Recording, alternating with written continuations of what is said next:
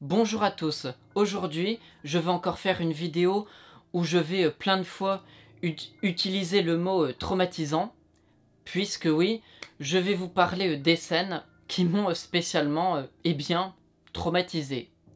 Mais bon, forcément, je ne vais pas citer toutes les scènes qui m'ont perturbé dans ma vie. Sinon ce serait interminable et ça irait dans tous les sens. Du coup, pour faire du tri, dans cette vidéo, je ne vais pas parler de films ou de scènes qui m'ont perturbé quand j'étais enfant. Et du coup, je vais me concentrer sur des scènes qui m'ont perturbé quand j'étais adulte ou au moins adolescent, au plus jeune. Sinon, dans cette vidéo, je veux dire aussi que je vais surtout parler de films où je ne pensais pas à l'avance que à un moment donné, j'allais être spécialement perturbé, fortement secoué. Donc ce que je veux dire par là, c'est que je ne vais pas parler de films où tout le monde sait à l'avance qu'il y aura plein de scènes abominables. En fait, dans cette vidéo, je veux mettre l'accent sur le fait qu'à un moment donné, j'ai été surpris. Je sais pas si vous voyez ce que je veux dire. Sinon, autre point, je vais surtout mettre l'accent sur des scènes qu'ils ont perturbé spécialement que moi, histoire de faire un peu original. Voilà donc tout ça pour dire que dans cette vidéo, je ne vais pas parler de films où tout le monde dit que c'est abominable, ou des films où tout le monde sait que c'est du torture porn bien choc. Je sais pas, comme par exemple des films Hostel, The Human Centipede, Serbian Film, tout ce genre de trucs. Puisque oui, dans ce genre de film, on ne peut pas être surpris par le fait que c'est choquant. Sauf si on a un degré de perspicacité vraiment complètement nul. Voilà, je sais pas si mes explications concernant le tri étaient claires, mais enfin pour moi ça l'est. Donc je pense quand même que c'est compréhensible. Sinon, avant de commencer, je préviens qu'il y aura une thématique récurrente dans le pourquoi, une scène peut spécialement me perturber. Ce sera pas difficile à deviner. Ah oui, petite précision, avant de parler en détail des scènes, je préviens à l'avance que je vais quand même moyennement spoiler les films. Donc vous êtes avertis. Et vu que je suis gentil, je mettrai un petit texte à l'avance si jamais je spoil spécifiquement la fin d'un film. Et dernière chose à dire, je précise que les scènes qui vont suivre, celles dont je vais vous parler, n'ont aucun ordre précis. Alors, pour commencer quelque part, je vais vous parler de Candyman, l'homme bonbon, si on traduit en français. Bref, c'est un film quand même assez connu, surtout si on s'intéresse aux films d'horreur, et ça parle principalement d'une légende urbaine qui est centrée sur le personnage de Candyman. Celui-ci semble avoir terrorisé plusieurs personnes dans un quartier défavorisé de Chicago. Et puis voilà, dans le film, la personnage principale s'appelle Hélène, et c'est elle qui fait, on va dire, l'investigation sur cette mystérieuse légende urbaine. Bref, maintenant, pour arriver à la scène qui m'a choqué, on est donc à la place d'Hélène, et puis bon, un moment, elle fait la rencontre du mystérieux Boogeyman, et puis voilà, juste après, elle perd connaissance. Et hop, elle se réveille dans un appartement, et c'est là que le drame arrive pour moi. Puisque oui, on va voir du sang partout, et là où mon petit cœur va être spécialement fragilisé, c'est au moment où on va se rendre compte qu'au milieu d'une grosse flaque de sang, il y aura la tête décapitée d'un chien, avec un choir à côté.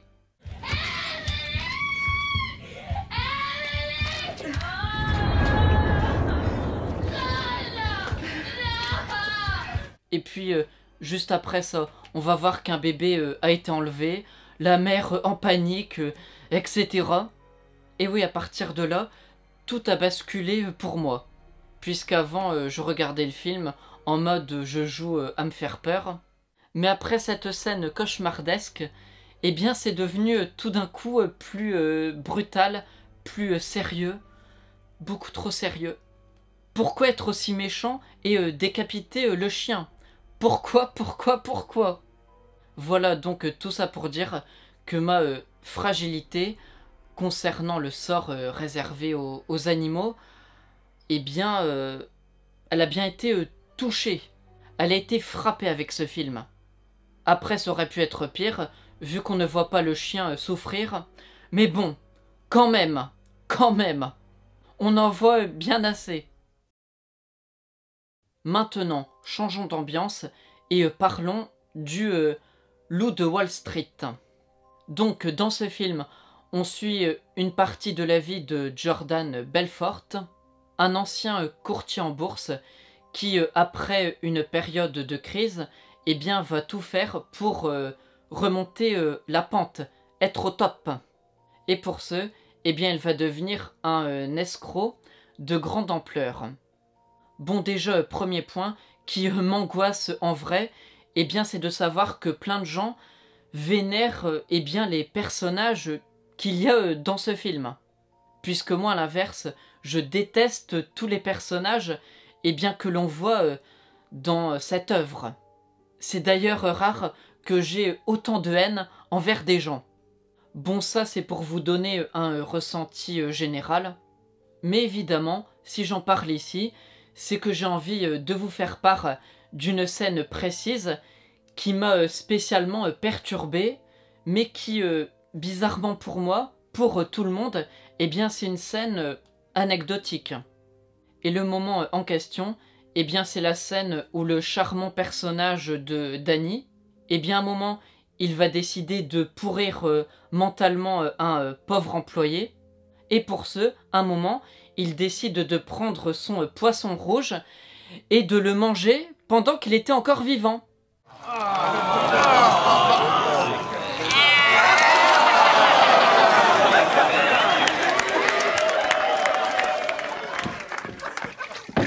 Voilà, rien de plus pour que mon cerveau pète un câble.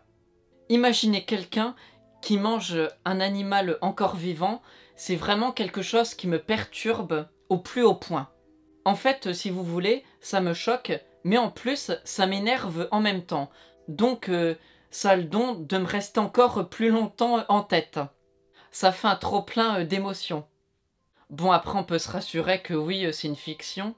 Mais bon, même si dans le film c'est faux, eh bien, il faut savoir que l'inspiration, eh bien, était réelle. Là, on n'a pas imaginé une fiction, puisque en réalité, le personnage de Danny, le vrai Danny, eh bien, il a vraiment fait ça à un de ses employés.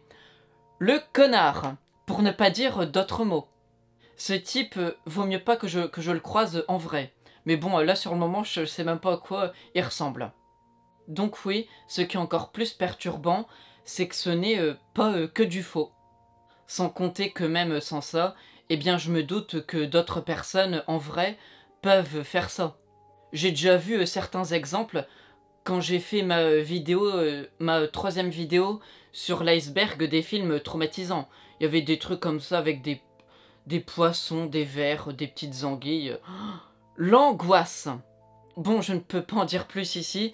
Si vous voulez en savoir un peu plus, eh bien regardez cette troisième vidéo sur l'iceberg des films traumatisants. Je me fais un peu de pub. Et j'en ai pas honte.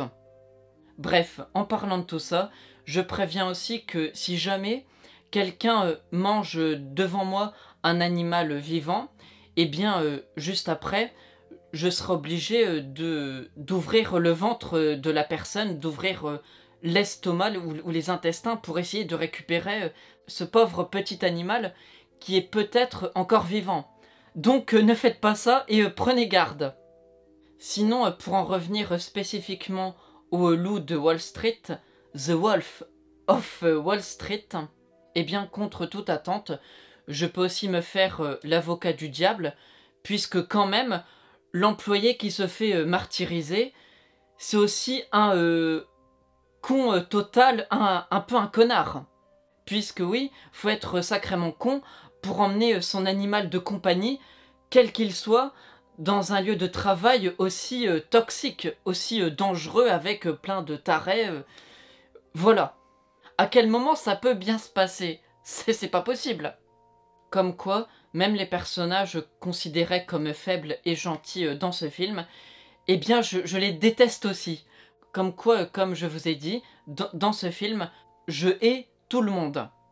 Alors pour conclure, je pense que la scène avec le bocal et le poisson est anecdotique pour au moins 99% des gens qui ont vu ce film, sauf moi, qui évidemment, comme vous l'avez vu, eh bien j'ai fait un blocage dessus. Et puis après que cette scène est passée, eh bien le personnage de Danny, eh bien j'avais envie de le frapper et de l'étrangler à chaque seconde eh bien, où je le voyais. Donc c'est assez pénible, vu que c'est un personnage quand même assez récurrent. Et puis en plus, à la fin, il est encore vivant. Ce connard. Maintenant, passons à Pink Flamingo, ou Pink Flamingos. Je sais jamais s'il faut prononcer le S ou non, donc comme ça, je dis les deux. Bon bref, ce film est considéré comme une comédie. Bon c'est un peu particulier comme comédie. Je veux dire, par exemple, c'est pas le genre de film qu'on regarde en famille à Noël. Puisque oui, dans cette œuvre, pour résumer les choses, eh bien on suit une famille complètement détraquée, dont une des membres, Divine, a le fameux titre de la personne la plus dégoûtante ou répugnante du monde. Mais malheureusement, son titre va être perdu. De ce fait, elle, aidée de sa famille, vont tout faire pour récupérer le fameux titre, la fameuse distinction. Donc avec ça, vous pouvez imaginer que l'on va voir plein de choses pas très catholiques. Du coup, sans grande surprise, ce film a un côté quand même trash, c'est le moins qu'on puisse dire, surtout quand on voit certaines scènes. Mais disons que la majorité est quand même largement supportable, enfin pour moi. Je trouve la plupart du temps ce côté trash et provoquant est bien drôle, ou au pire, je ne me sens pas spécialement offensé, donc bon, rien de très traumatisant à l'horizon, sauf à deux moments. Premier point, je vais encore parler de violence envers les animaux, puisque oui, à un moment, on va assister à une scène de sexe avec une poule ou un poulet au milieu de tout ça, donc pas normal du tout. Puis en plus, suite à cette scène semi-zoophile, eh bien le poulet va réellement être mort. Donc forcément, je ne peux que être choqué. Après, il me semble que le poulet était destiné tôt ou tard à l'industrie de la viande, mais quand même, quand même. Alors ça, c'était le premier drame. Et pour le second, oh my god, bon, le deuxième drame a au moins le mérite de ne pas être réellement violent, mais c'est affreux ce qui va se passer. Puisque oui, dans la scène en question, on va voir la fameuse Divine manger une crotte de chien. Et c'est réel. Voilà, c'est tout, et c'est déjà de trop.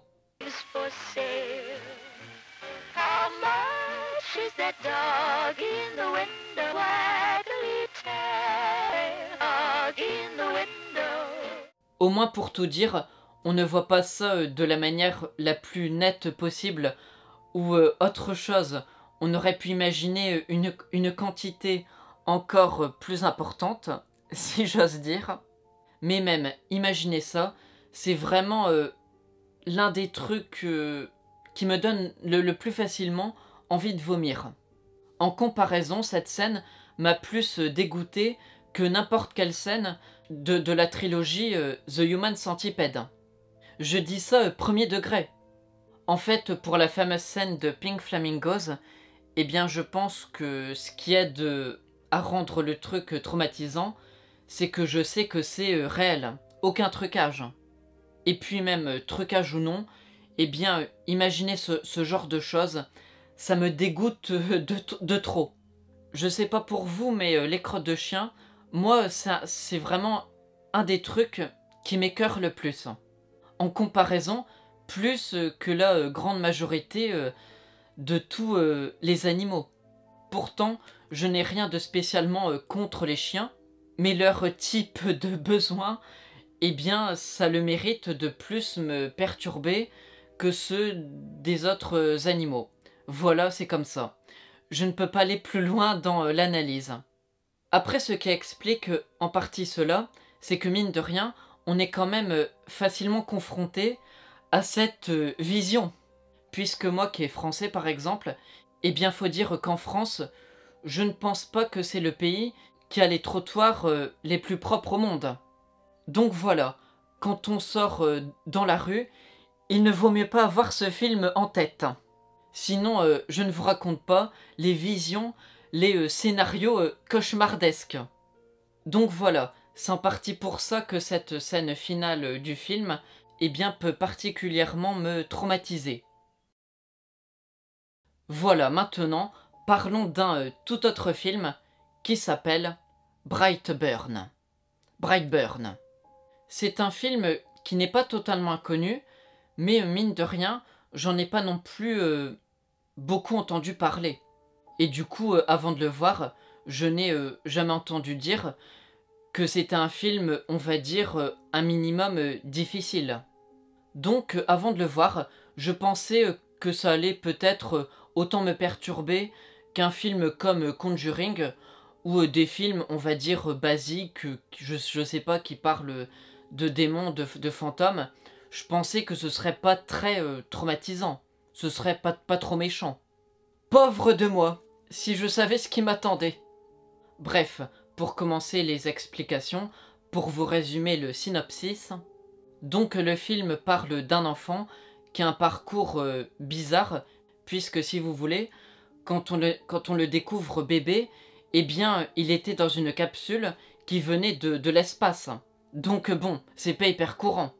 Puis juste après, un couple de fermiers découvre le bébé en premier, et ils vont avoir la merveilleuse idée de ne rien dire et de l'adopter.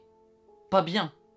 D'ailleurs, les années passent, et quand l'enfant va devenir adolescent, eh bien lui, il va se rendre compte qu'il a des super pouvoirs. Et comment dire, il ne va pas toujours les utiliser pour faire de bonnes actions. C'est le moins qu'on puisse dire. Sinon, pour le dire autrement, imaginez Superman en étant adolescent et qui, à la place de faire de bonnes actions, eh bien va en faire des mauvaises, tout simplement. Bon, dans ce film, sans grande surprise, il y a des victimes, mais contre toute attente, leurs morts ont été pensées de manière à ce qu'elles soient bien traumatisantes. Et du coup, quand j'ai découvert ça, j'étais choqué, puisque je ne m'attendais pas à voir des trucs aussi horribles. Le truc qui m'a le plus traumatisé, c'est sûrement la première victime. Puisqu'à un moment, on va voir une pauvre femme recevoir plein de bouts de verre sur le visage, dont un gros dans l'œil. Et on le voit bien suffisamment longtemps, après elle le retire, on voit bien en détail, c'est épouvantable.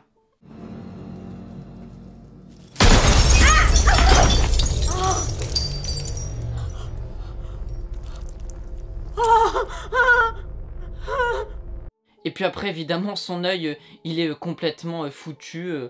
Il y a plein de sang partout qui en sort. J'en peux plus. Je n'en peux plus.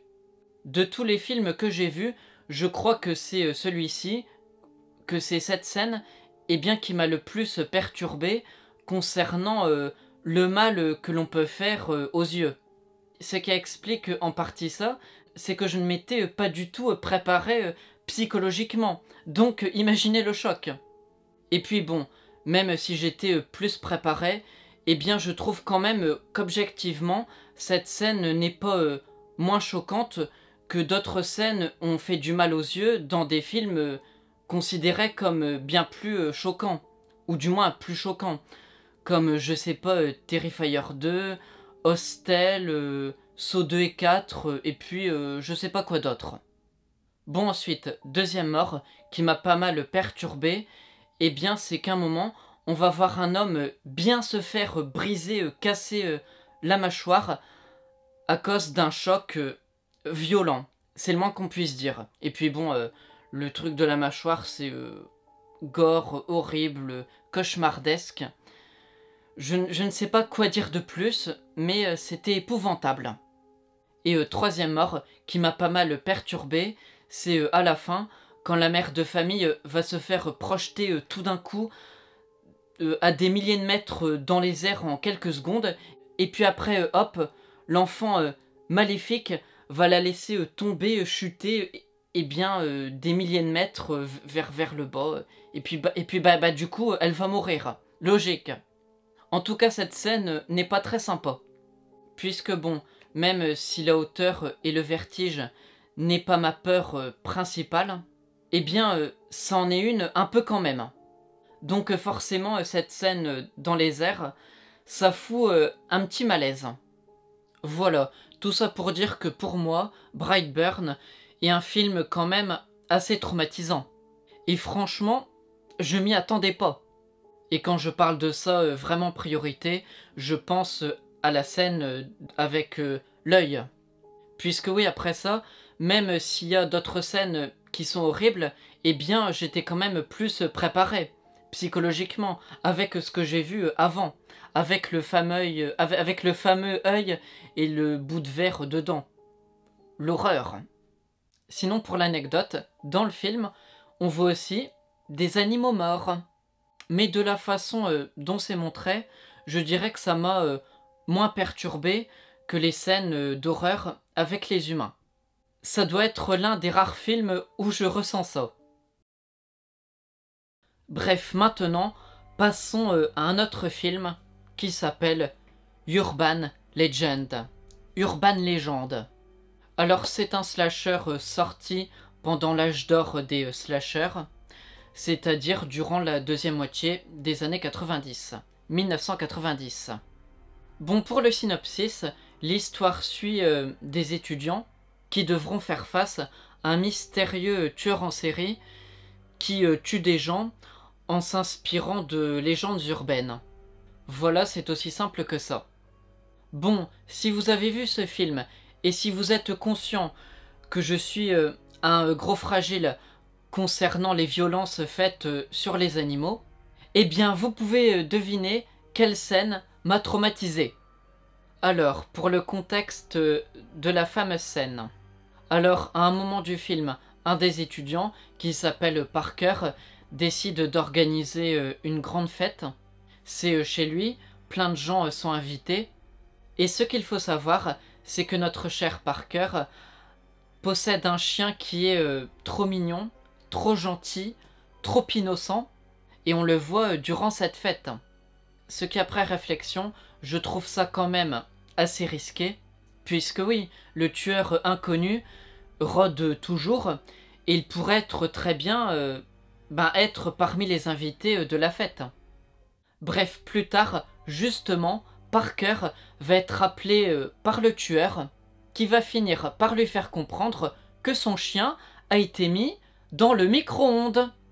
Et quand je dis ça, bien entendu, ça veut pas juste dire que le chien a été enfermé dans le micro-ondes 1 ou 2 minutes, c'est que, évidemment, en plus d'être enfermé, on a fait marcher le micro-ondes pour que le chien se fasse chauffer, griller dedans.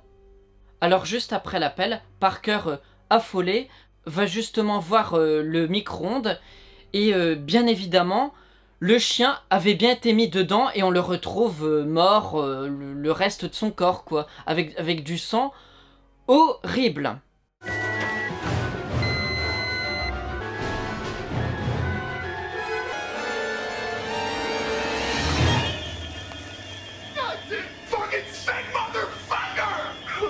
Donc voilà, à partir de cette scène, eh bien, il y a eu un gros choc pour moi, puisque auparavant, je voyais Urban Legend comme un slasher, on va dire, même si ça fait plus peur que la moyenne, c'est supportable. Mais à partir de là, alors là, j'étais complètement traumatisé, choqué. Puisque oui, cette histoire de micro-ondes, c'est impardonnable. En plus, pour le contexte, la suite n'est pas vraiment beaucoup plus sympa, puisqu'on va voir Parker se faire attraper par le tueur qui va le ligoter, et avec un entonnoir, il va le forcer à boire un produit chimique. Je crois que c'est un déboucheur, quelque chose comme ça. En gros, je pense que ça doit faire le même effet que de boire du Javel. Donc, horrible. Ça doit peut-être être la pire mort humaine du film. Voilà donc tout ça pour dire qu'à ce moment-là du film, j'étais devenu complètement pétrifié, secoué, perturbé. Il y a vraiment un avant et un après micro-ondes. Évidemment, en lien avec ça, le tueur, ou plutôt la tueuse, je ne pouvais plus la voir. Là, je me suis dit, si à ce moment-là, je croise le tueur, je vais lui faire bouffer sa putain de capuche. D'ailleurs, durant la fin du film, durant les explications finales, eh bien moi, j'étais toujours bloqué sur l'histoire du chien, et je me disais, mais en quoi tuer le chien? En quoi il était responsable de tout ça? Quel est le rapport avec cette vengeance? En quoi le chien est-il responsable de la mort de ton petit ami? Je ne comprends pas. Voilà, je me calme. Alors voilà, tout ça pour dire qu'au départ, je pensais qu'en regardant Urban Legend, eh bien j'allais regarder un film qui allait un peu me faire peur, me divertir, et que ce serait pas trop méchant. Mais en fait, ça s'est révélé être épouvantable, pour mon petit cœur trop sensible. Maintenant, à cause de ça, je vais être traumatisé en imaginant des gens qui mettent des animaux dans des micro-ondes. Ça, c'est pas bien. Le pire, c'est que forcément, dans la réalité, c'est déjà arrivé. Donc, c'est ça qui est encore plus traumatisant. Maintenant, parlons d'un autre film, et cet autre film s'appelle Bernie. En fait, Bernie, c'est le nom du personnage principal. Pour information. Bref, ce film se présente comme une comédie décalée. Le mot décalé, c'est le moins qu'on puisse dire. Et en fait, l'histoire parle de ce fameux Bernie qui, une fois adulte, se met à la recherche de ses parents, vu qu'il a été abandonné à la naissance, ou vraiment quand il était tout petit. Mais il me semble que c'était quand il était bébé. Et puis bref, tout ce parcours, toute cette quête de vérité sera semée par la violence. Et donc justement, pour en venir à la scène, au début de ce parcours, eh bien on va voir que Bernie est parti voir un homme, il me semble qu'il est concierge. Bref, Bernie part le voir, il essaye de lui poser des questions, mais l'autre homme, au départ, ne veut vraiment pas lui répondre. Du coup, Bernie, pour le faire réagir, eh bien il décide de prendre un de ses oiseaux et de lui arracher la tête. Tout simplement.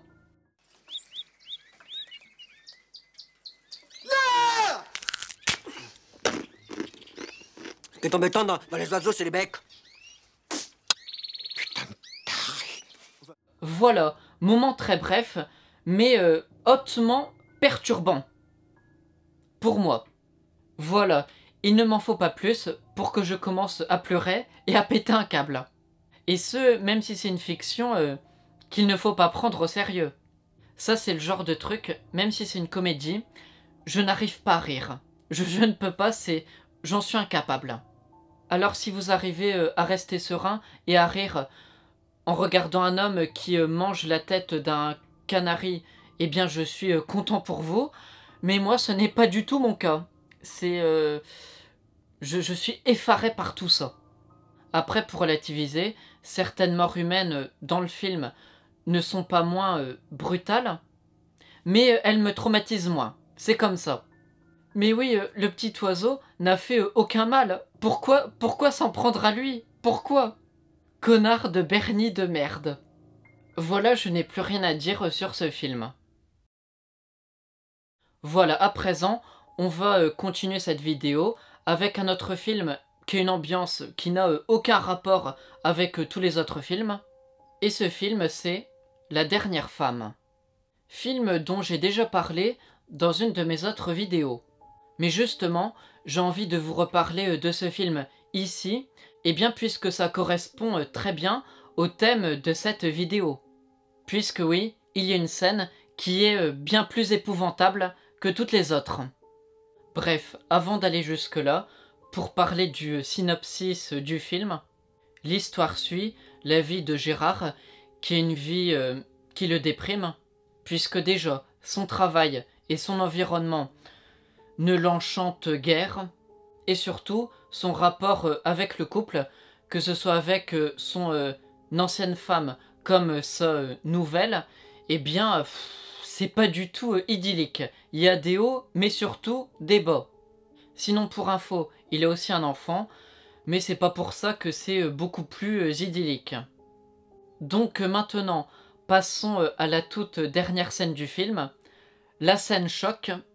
Alors là, on va voir le personnage principal complètement perturbé par rapport à sa sexualité, son rapport avec sa femme, tout ça.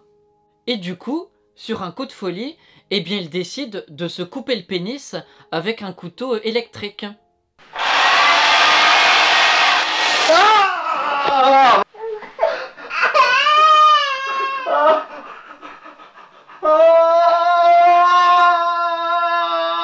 Voilà, le film se termine sur ça. Grosse joie. Franchement, est-ce que j'avais besoin de voir ça? Est-ce que j'ai besoin de savoir que ça existe et que c'est possible de le faire? Non, je ne veux pas le savoir. Donc voilà, merci pour cette vision cauchemardesque. Surtout que je suis un homme, contrairement aux apparences. Donc forcément, ça me perturbe encore plus. Au moins, juste après avoir vu ça, on ne risque pas d'être addict au sexe. Mais le problème, c'est qu'on ne risque de ne plus rien penser du tout. Vu qu'en voyant ça, le cerveau se met sur off. Ah non, mais pour moi, les gens qui se découpent les parties génitales, c'est vraiment l'un des pires trucs auxquels j'ai envie de penser. En plus, dans ce film, je trouve que ça marque plus, et bien que dans les autres films qui peuvent montrer des scènes similaires. Puisque oui, en comparaison, La Dernière Femme n'est pas du tout un film qu'on prend au second degré. Il n'y a aucun humour. Sans compter que l'histoire, quand même, se termine sur cette scène. Donc forcément, ça aide encore plus à avoir cette vision en tête. Voilà, donc pour résumer les choses, avec cette scène, eh bien ce qui me traumatise, c'est de savoir que c'est possible, enfin de me rappeler que c'est possible, eh bien qu'on peut se couper le pénis. Je n'ai pas envie de penser à ça, pas du tout. Voilà, c'était tout ce que j'avais à dire sur ce film, qui ne va pas trop vous mettre en joie. D'ailleurs, je n'ai plus grand chose à dire dans cette vidéo. Je sais pas si on peut faire une conclusion.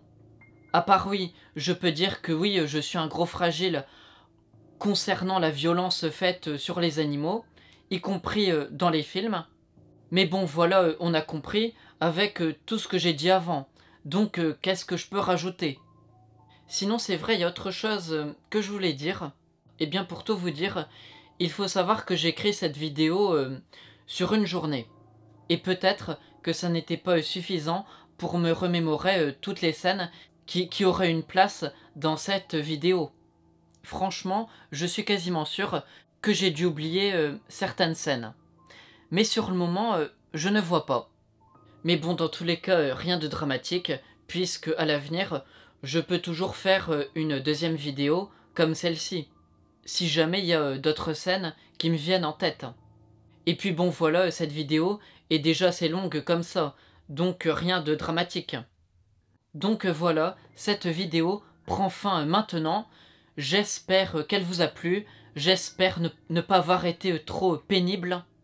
Donc voilà, pourquoi ne pas supporter ma chaîne en mettant un pouce vers le haut et surtout en me versant 1000 €.